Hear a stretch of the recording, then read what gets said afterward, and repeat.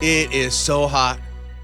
There's this big heat wave that's going through most of the country, and it is so hot. Robin Lizz in the morning, his radio. So I work out first thing I wake up. Here's my routine. I wake up, I let the dog out. Sometimes it's two of them. Then I make my coffee. Then I put away the dishes. Then I work out. All that other stuff helps wake me up so I can work out. And it's in the garage. By the time I was done the past couple of days, I'm sopping wet with sweat. And it takes me another 20 minutes, even after a shower, to get cooled off. Put some ice on your wrist. Okay, thanks. No, I'm just saying that'll help you cool down a little You bit. put ice on your wrist. Okay, fine. Yeah, I didn't think of that, but you're right.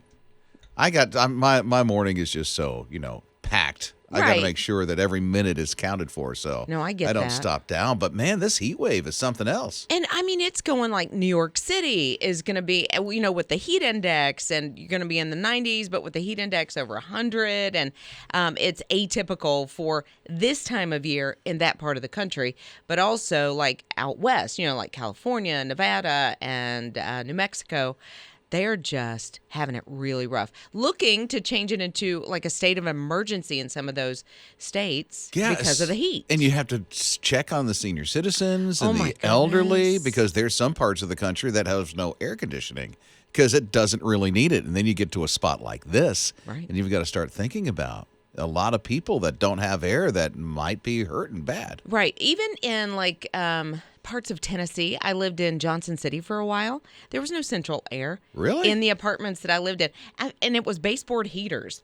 And I was like, what in the world is did I step back into Mayberry? What's going on? Sarah texted, and she said that where she works in a warehouse, they have no air conditioning right now. The AC is broken. I'm so sorry, right? Sarah. She said they are, trying to get the parts to fix the central air, but until the parts come in, they have been told, don't run it. Oh, come on. And it's been absolutely miserable, and they have no idea when the parts are going to be coming in. Liz was saying earlier about putting ice on your wrists. I wonder if that would help out. Like get a whole cooler of ice. Or and bring it with you to the shop. True, and then just dip your hands down in there. I think athletes or something do that. I did that when I did construction years ago. That's Literally, where I they heard. would Yes. have trash cans filled with cold water and pour ice all into it. And when it gets hot like this, especially in Florida where I lived, we would put our arms all the way down into the water, and it would cool you off